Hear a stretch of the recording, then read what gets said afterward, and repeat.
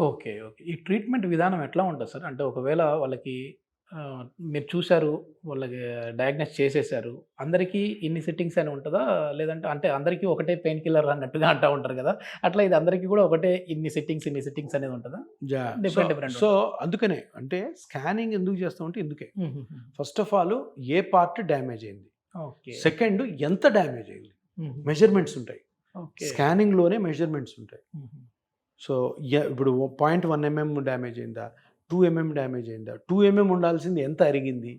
Ligament stretch ఎంత ఉంది? Damage అయిన స్ట్రెచ్. దానికి మెజర్‌మెంట్ ఎంత?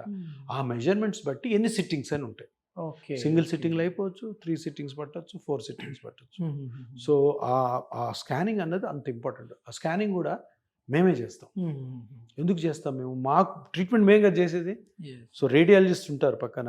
బట్ ఆ స్కానింగ్ దగ్గర మేము ఉంటాం. మనకి ఏ స్ట్రక్చర్ డ్యామేజ్ అయిందో మనకి ఎగ్జామినేషన్‌లో తెలిసింది కదా! యెస్. సో, వెళ్ళి ఇద్దరం కలిసి రేడియాలజిస్ట్ మేము కలిసి ఓహో! ఇదిగో ఈ పార్ట్ డ్యామేజ్ అయింది కాబట్టి ఇది ట్రీట్మెంట్ చేసుకోవాలా. ఇంత డ్యామేజ్ అయింది కాబట్టి ఇన్ని సిట్టింగ్స్ పెట్టుకోవాలా.